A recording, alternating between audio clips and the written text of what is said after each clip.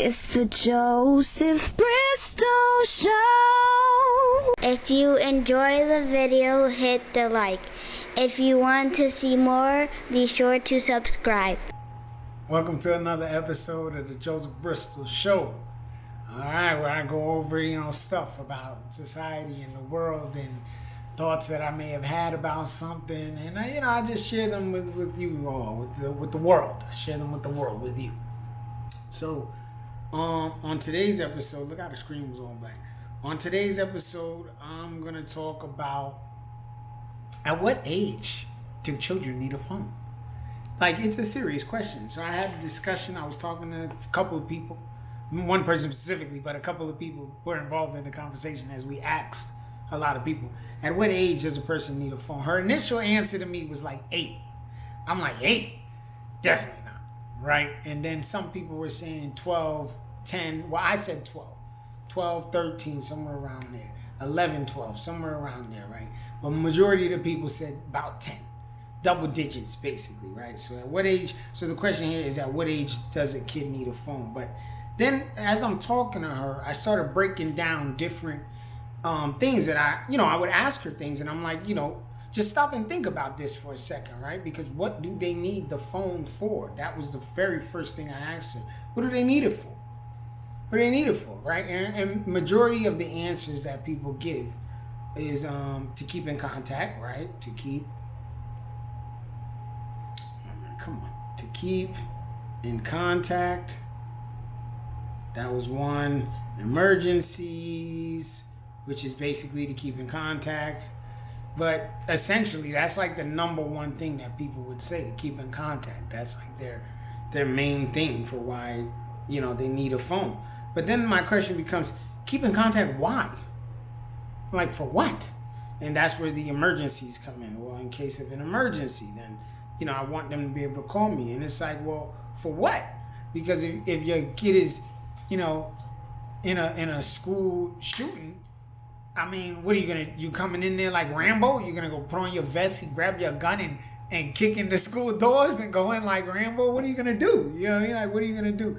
So it just didn't really make any sense to me, the emergency part, because it's like when you leave your kid, you're leaving them somewhere that you trust. Nothing is really gonna happen to them. So when I drop my kid off at school, I'm not really thinking that anything is going to happen to them. But if something does, I'm trusting that the adults there at the school will ensure the safety of my child. There are rules and regulations for this, right? If I leave my kid with my family, again, I'm feeling confident and certain that they will ensure the safety of my child. I'm not going to, if my kid's not with me, I am almost always certain that they are in an area that I feel they are safe and they are okay and nothing bad will come to them, right? There's no guarantee in that, obviously. That's not the way life works. But you understand the point that I'm making. When your kid's not with you, they're most likely with someone that is an adult or someone that you feel is a responsible person who can manage and maintain the safety of your child. That's why they're not with you. That's why you're leaving them somewhere, right? Even if it's for their entertainment, whatever. So then it was, well, who are you without your phone? Because, right, so this was the big one.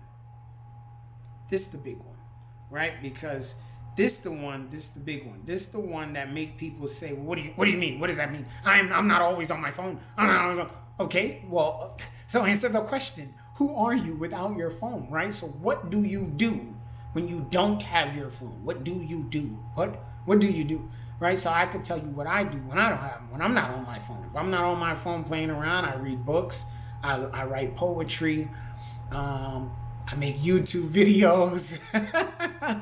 You know what I mean? I like to play chess. I like to write books and movies. Like, I have things that I do when I'm not on my phone. Sometimes I play my video games, I watch TV. I do other things. The video games and the TV part, I don't really use that as who am I without my phone, because those are still electronics.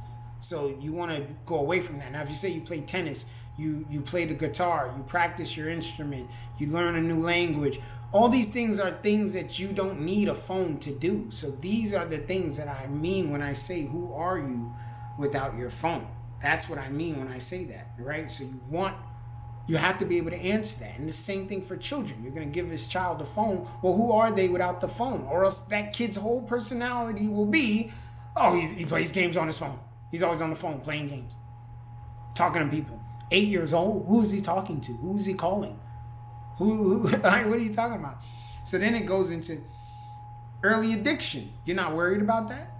The massive amounts of dopamine that the human brain receives when it interacts with apps and gadgets, apps, social media, websites on the phone, on these electronics. That's a scientific fact, right? And we all know that's what's going on. The addiction to the phone, some people can't even put down their phone. They don't have their phone for 30 minutes to 5 minutes, a minute. They itching for it. They call it phantom notifications. When you don't have your phone, but you think it's vibrating. You like, oh, snap, my phone vibrating. And ain't nothing. You ain't even get a notification. But your mind is so preoccupied with the phone, expecting notifications, expecting a signal from the phone, that your mind will create these things. So you're not worried about that. You're not worried about the addiction, the dopamine. You're not worried about social media, the negative effects that social media has on children. Again, these are all science. These are all real things. They write books about these things. Like, these things are for real. Kids get hurt on social media. They have self-esteem issues. They have self-image issues, self-harming. There's all kinds of things going on, man. You got to be careful. So then you would get into there's locks, restrictions, and monitoring. But is that really enough? How often are you monitoring them on the phone? Like realistically, how often are you monitoring them on the phone?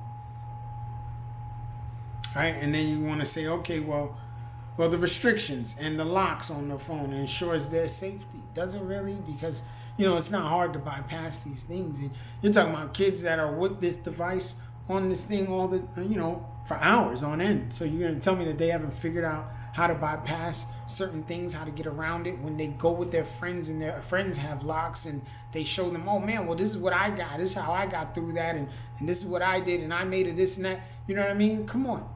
The locks and the restrictions aren't enough.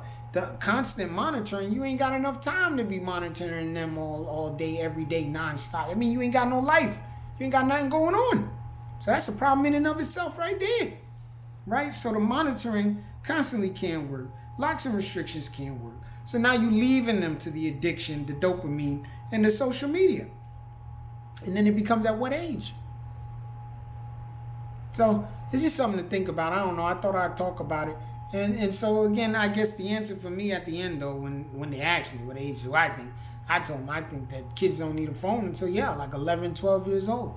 You don't need a phone. Phone for what? Now, obviously, everybody's situation is different. If you got an only kid and they have to walk to school and walk home, they still necessarily don't need a phone. You can buy them a tracker, and now you can track them everywhere that they go. And when they get home, they have their tablet. They have a smart home device where they can make calls through the tablet, through the phone, through the computer. They don't need a phone. A phone is for phone calls, right? So then you're like, okay, well, emergency or something happens to them. And again, everybody's situation different. If my kid was paralyzed or had some type of mental cognitive issues, then I'm going to want to get them a phone or some type of device that allows me and them to be connected for communication, as often as possible. So again, every situation is different. But if we're talking a regular, normal, functioning human being, then yes, I don't think they need no phone until like 11, 12. For what? So please drop your comments, man. Let me know what age y'all think kids need phones, and let's talk about it, and let's see. And again, answer these questions for me. What age do you think they need a phone, and what do they need it for?